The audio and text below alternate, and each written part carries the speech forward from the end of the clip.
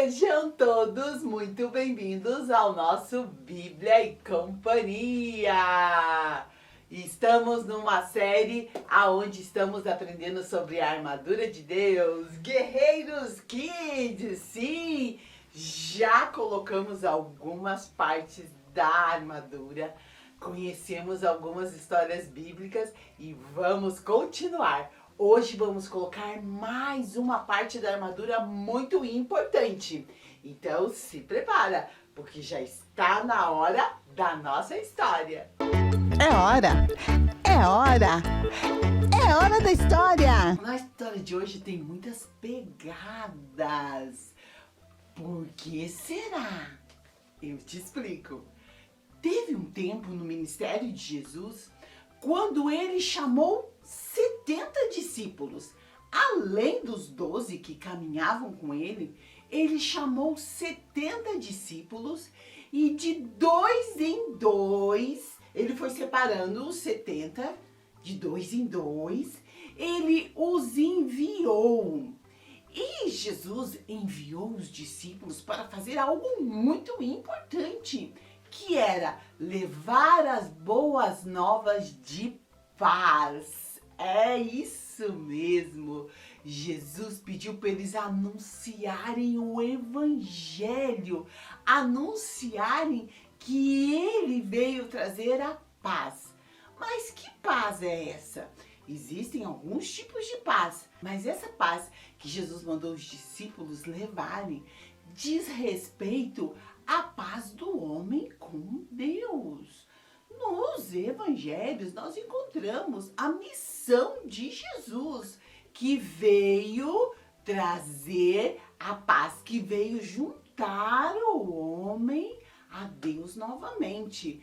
Então a separação aconteceu por causa do pecado, mas Jesus veio e a missão dele foi ligar, trazer a paz entre Deus e o homem.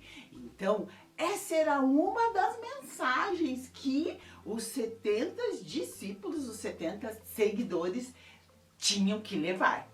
E eles foram por diversos lugares, vejam as pegadinhas.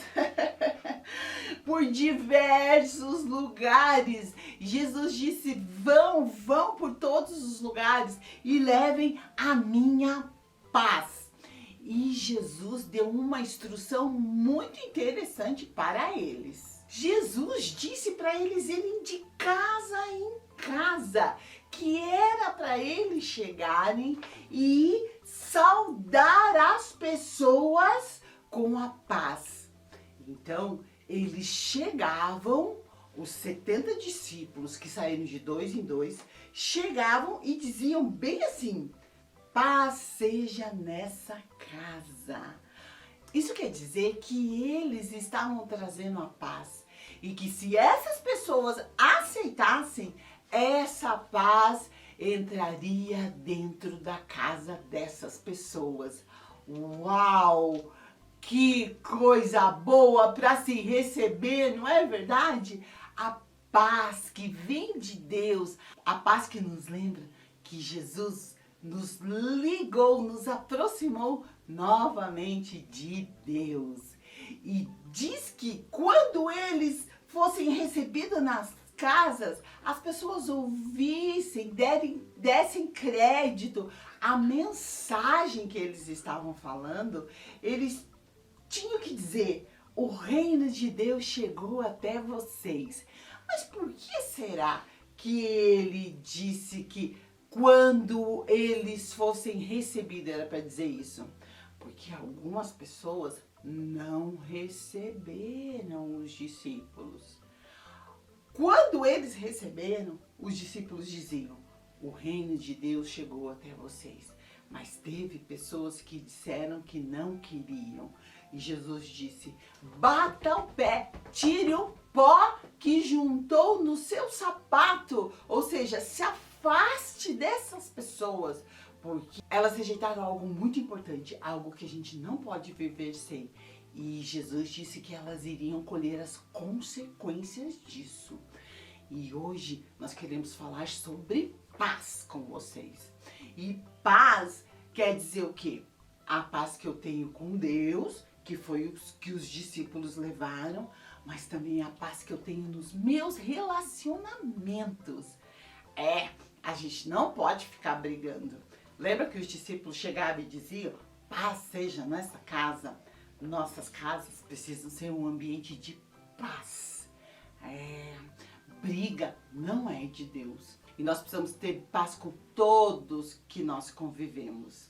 Então, vamos calçar os sapatos da paz? Vejam, esse guerreiro já calçou os sapatos da paz. Mas essa guerreira ainda não. E é isso que nós vamos fazer agora. Colocar os sapatos da paz nos pezinhos dela também. Pensa no soldado. Será que um soldado poderia ir para a guerra descalço? O que você acha? Não, né? Ele iria machucar o pé e por causa disso não poderia guerrear. Você já machucou seu pé? Quando a gente tá com o pé machucado, a gente não consegue fazer muita coisa, não é verdade? E nós podemos trazer todo esse ensinamento para nossa vida. Porque nós sabemos que estamos calçados com o Evangelho da Paz quando a gente não briga. Quando a gente vive em paz. Quando tá todo mundo brigando, a gente diz, calma, gente, não vamos brigar.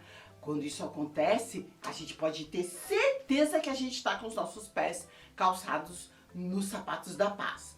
Daí você pode dizer, eu não tenho esses sapatos. Eu também não tenho, porque eles são invisíveis. E nós sabemos que nós estamos calçados com eles quando nós vivemos em paz. O soldado não consegue guerrear descalço. Nós também, guerreiros, nós também, guerreiras, nós não conseguimos viver da maneira que Deus quer se nós não tivermos essa paz. Então, quando você pensar nos calçados da paz, pense que você está com Ele quando você não briga, quando você não discute, quando você obedece. A nossa casa precisa ser um ambiente de paz. Lembra do que os discípulos diziam para as pessoas quando eles chegavam? A paz seja nessa casa. E eles tinham que aceitar essa paz. Você aceita essa paz hoje?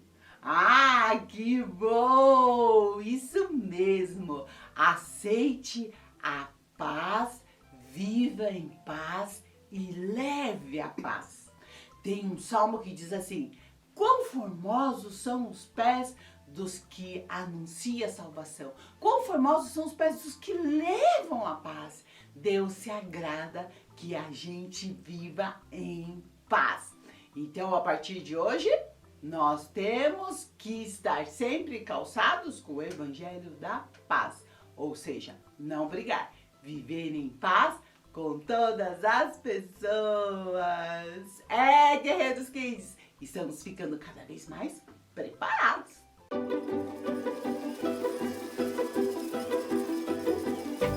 Bíblia Alfabeto! Estamos aqui na casa da Bíblia Alfabeto, porque estamos aprendendo sobre os números, isso mesmo. E hoje a Bíblia Alfabeto pediu para mim mostrar para vocês o número que ela quer nos ensinar hoje. Está aqui, ó, o número 3. O número 3 se escreve com essas 4 letrinhas. T, R, E, S. E tem esse acento. Quando a gente junta essas letrinhas, fica o som do número 3.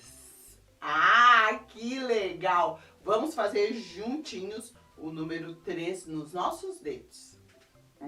Muito bem! 3.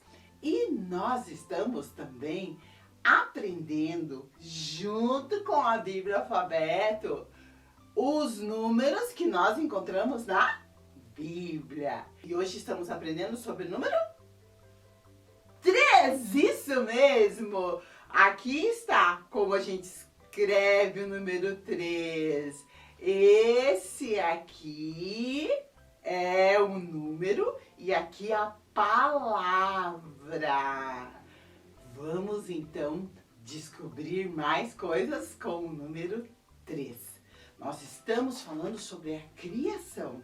E no terceiro dia da criação, Deus disse para as águas se ajuntarem e surgir a porção seca. Olha aqui, a terra.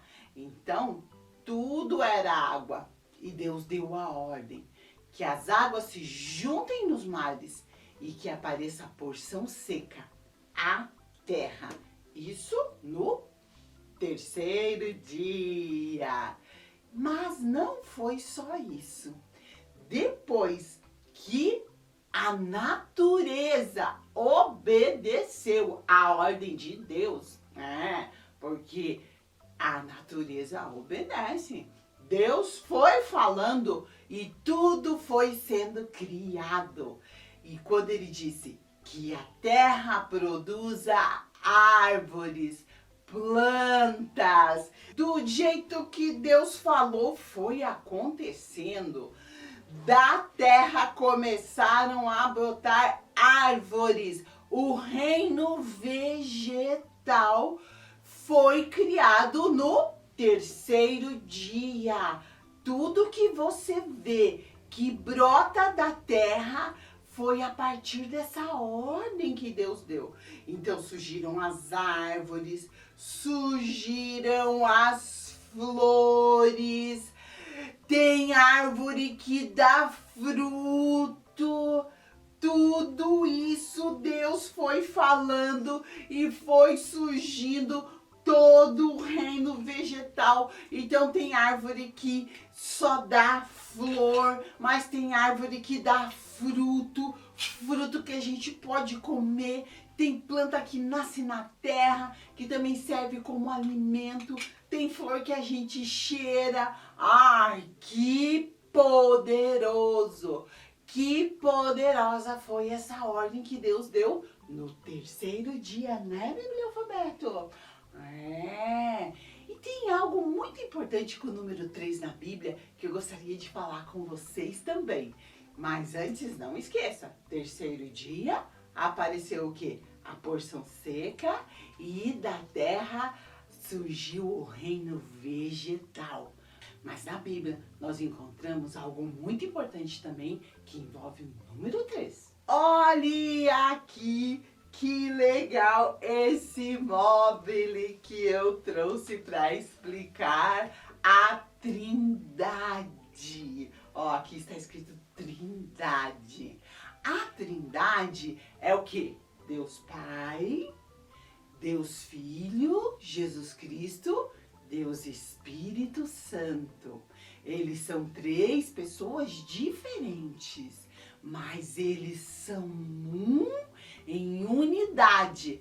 Ai, que complicado, tia Mara! Eu não tô conseguindo entender. Eu vou usar como exemplo, para você entender melhor, o Sol. Então, o Sol tá lá no céu. E nós sentimos o quê? Os raios solares, né? E quando os raios solares, eles vêm sobre a Terra, a gente sente o quê? Calor.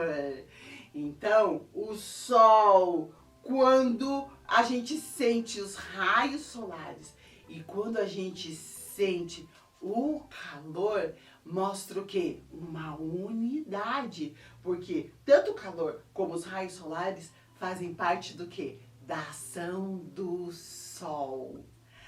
A Trindade também é assim. Quando a gente olha para Deus, a gente sabe que tem o Deus que é Pai, Criador, que fez todas as coisas, a gente viu já a criação. A gente sabe também que tem Deus Filho, que veio aqui na Terra, morreu em nosso lugar, mas ao terceiro dia ele ressuscitou. E depois que ele subiu aos céus, ele mandou quem? O Espírito Santo para morar dentro da gente. Essa é a Trindade, que também é o número 3. Ai, Bíblia, alfabeto! Eu gostei muito dessa visita que a gente fez aqui na sua casa.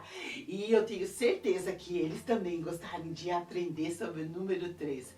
O terceiro dia da criação e tudo o que Deus fez. Mas também aprender que o nosso Deus, ele é Deus Pai, Deus Filho, Deus Espírito Santo. Animais na Bíblia. Animais da Bíblia. Eu estou aqui com os meus animais da Bíblia de hoje. Vamos ver se você adivinha que animal é esse. Na verdade é um pássaro. Ele faz...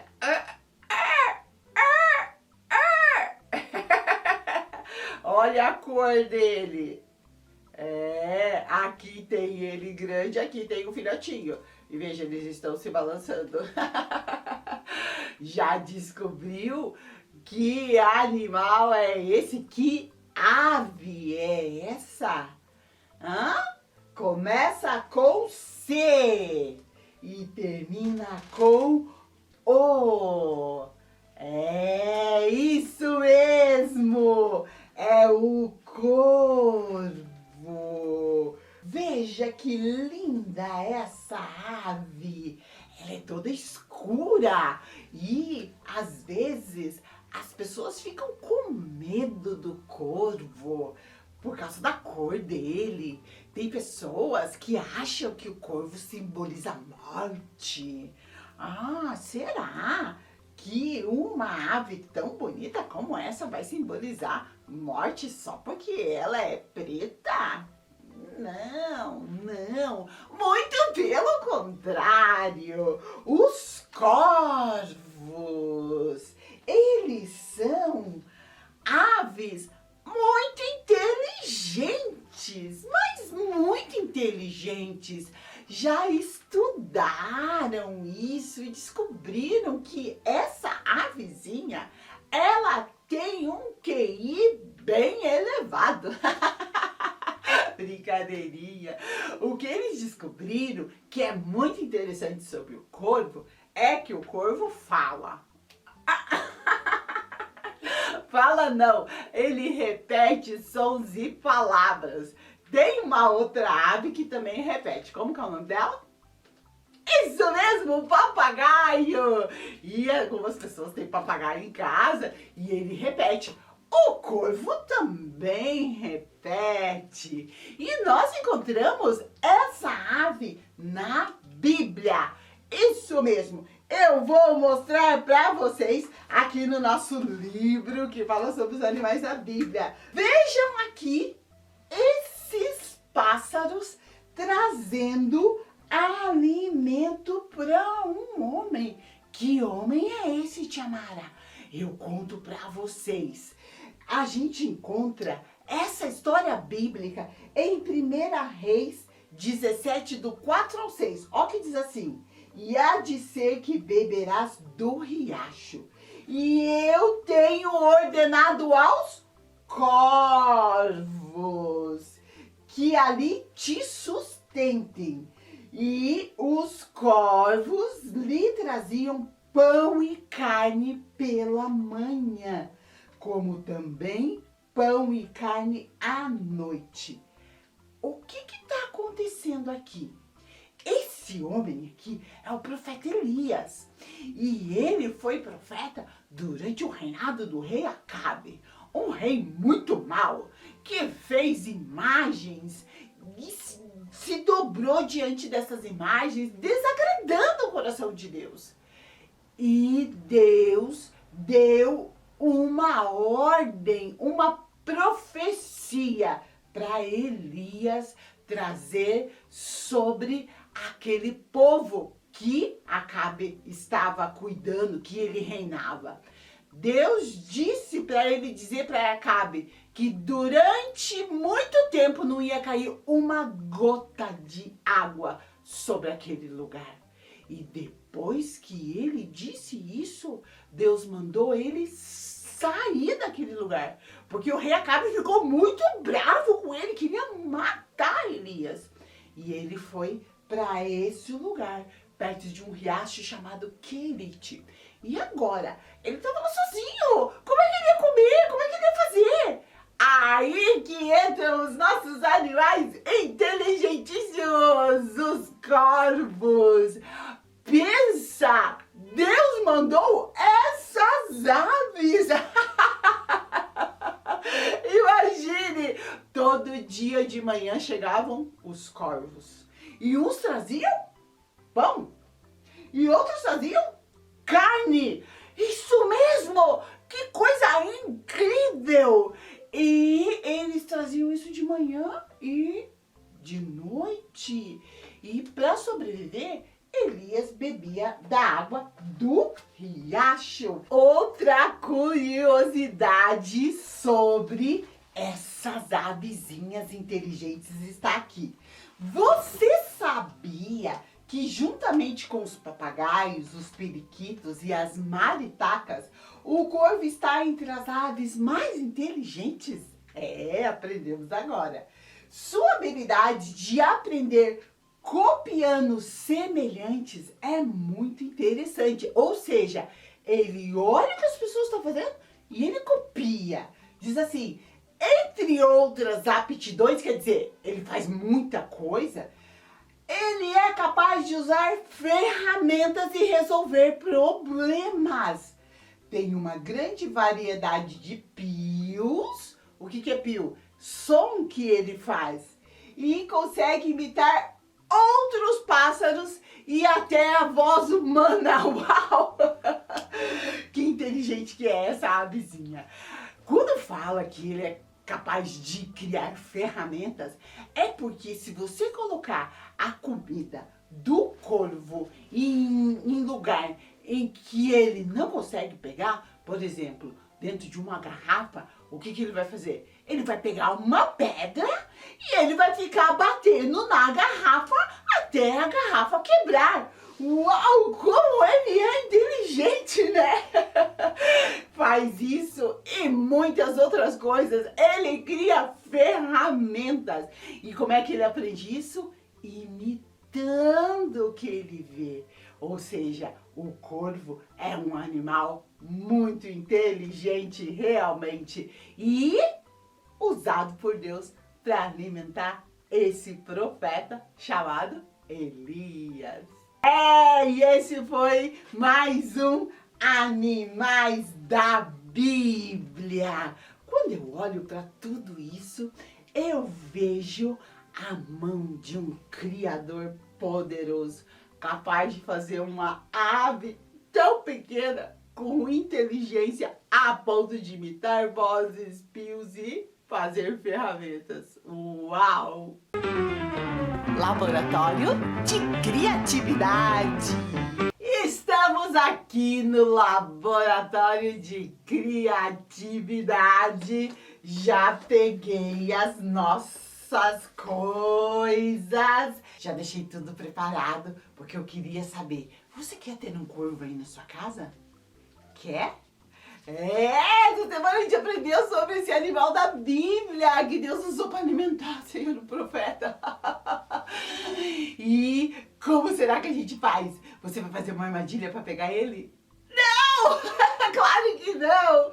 A gente vai fazer o nosso corpo de brincadeira, que vai sacudindo e vai pulando e vai observando todas as coisas e vai fazendo diversos tipos de sons e aprendemos que ele imita até a voz humana. E você quer fazer um desse pra você? Então vamos lá, vamos pro laboratório de criatividade, pôr a mão na massa. E agora você vai poder ter quantos corvos você quiser aí na sua casa. Para fazer esse corvo, você vai precisar de 2 tiras de papel. Olha aqui, ó, já tenho aqui papel preto, tá? Então você vai precisar de 2 tiras. E vamos precisar também de papel laranja e um pedacinho de papel branco para fazer os olhos e mais um pedacinho de papel preto para fazer as asas. Vamos lá então. Cola, tesoura e essa caneta aqui. Então a primeira coisa que você vai precisar fazer é posicionar as 2 tiras de papel assim, ó, tá? E vamos passar cola aqui. E vou colar nessa posição as 2 tiras de papel. Dessa maneira aqui. Então agora eu vou começar a dobrar. Dobro essa pra cá, aqui, vinco. E agora eu vou dobrar essa pra cá. E vou vincar também. E agora essa vai vir pra cá. Assim.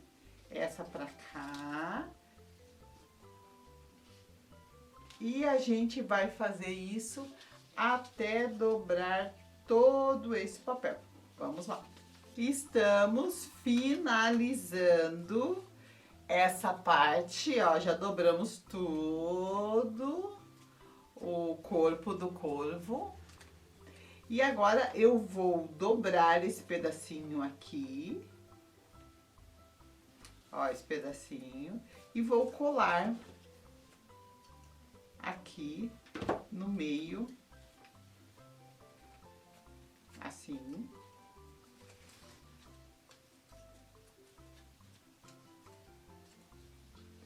E vamos lá continuar fazendo o nosso corvo.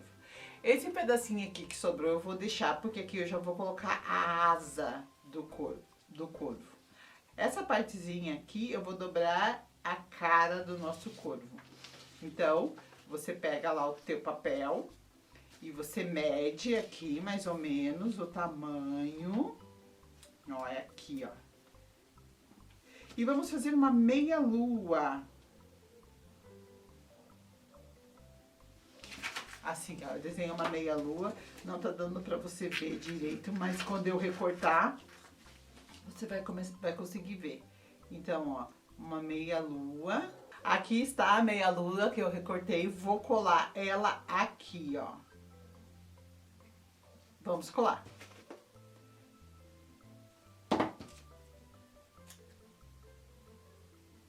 Assim. E agora eu vou fazer o bico do meu corvo. Como que eu faço o bico? Eu vou medir aqui mais ou menos, ó, dá mais ou menos aqui o tamanho, assim. E vou recortar um pedaço do papel na largura que eu medi ali.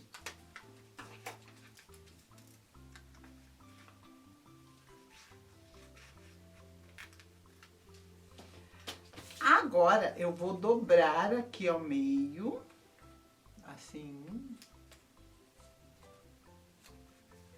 E vou fazer o bico. Como que eu faço o bico?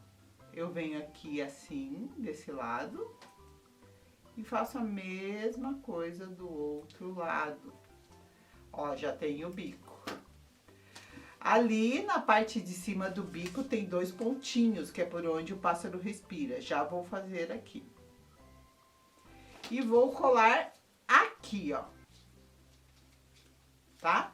Na parte de baixo, aqui. Desse jeito.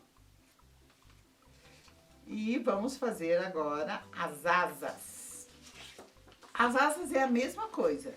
Você dobra aí um pedacinho de papel do tamanho que você quer a asa, ó, eu vou querer a asa mais ou menos desse tamanho, ó. Daí eu já deixei dobradinha para cortar 2 ao mesmo tempo, ok? Ó, como eu cortei com papel dobrado, eu já cortei duas. Agora eu vou separar as duas asas e já vou colar aqui. Uma de cada lado. Essa aqui. Vou pôr um pouquinho mais pra cima, assim. E essa aqui.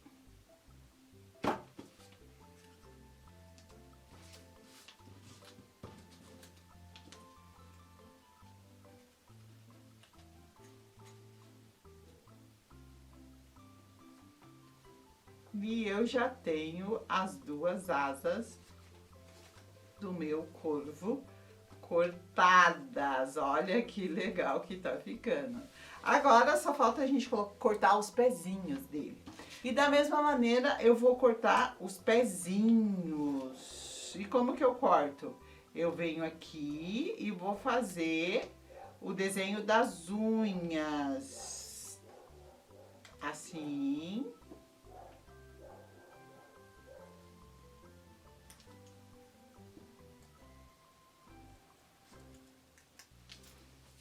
Desse jeito. Como tava dobrado o papel, eu vou abrir e eu já tenho as duas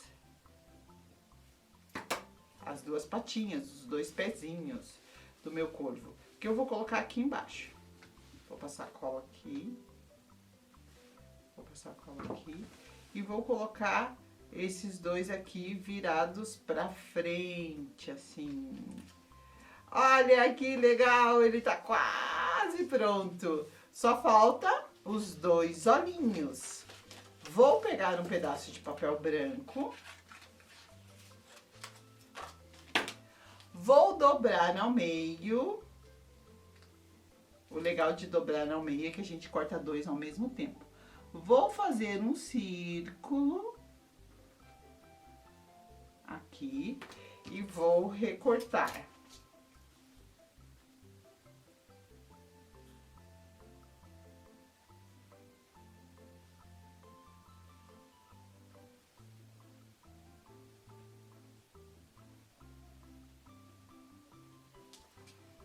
Aqui estão as duas bolinhas. Já vou fazer a bolinha preta lá dentro.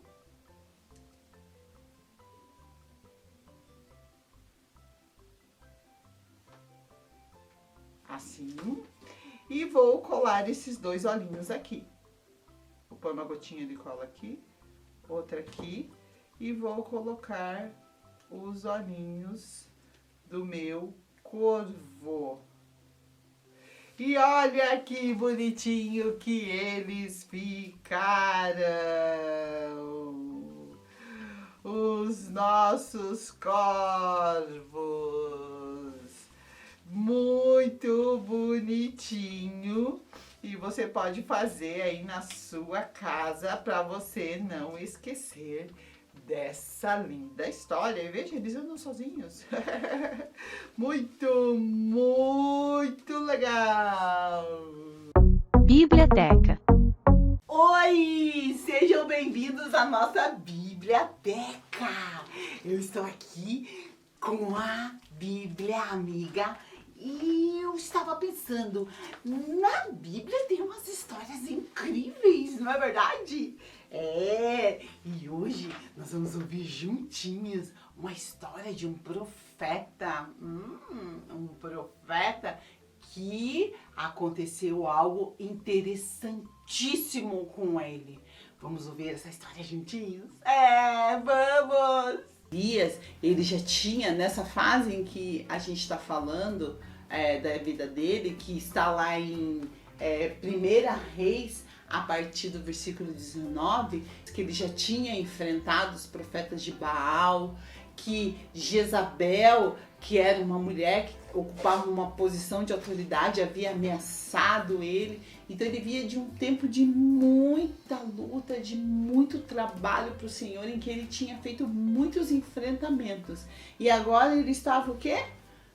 Triste, muito triste. Essa tristeza todos nós passamos, sabe, criança? mas é como passar por um túnel. Tem que ter começo, meio e fim. Temos que cuidar quando a gente fica triste durante muito tempo. E às vezes acontecem coisas nas nossas vidas que nos fazem ficar triste. Elias estava assim, ó, se sentindo o quê? Um fracassado. Ele diz assim, lá em 1 Reis 19:4. Basta, toma agora, Senhor, a minha alma, pois não sou melhor do que meus pais. Ele estava se sentindo fracassado. E isso também acontece com a gente. Você já se sentiu fracassado em alguma situação? Sim? Sim, né? Às vezes você estuda para a prova e não tira nota boa. Às vezes você quer ser aquele filho que a tua mamãe quer que ela fala assim, eu quero que você seja um menino bem limpinho, bem obediente, você se esforce e ainda você não conseguiu. E às vezes você olha para ela e vê, minha mãe tá triste comigo. E vem aquele sentimento, eu sou um fracassado. Elias estava se sentindo assim também, fracassado. Vamos colocar o fracasso aqui dentro? Que ruim. Ele também estava se sentindo sozinho, porque ele estava num lugar afastado, ele se isolou, ele foi para um lugar onde não tinha ninguém.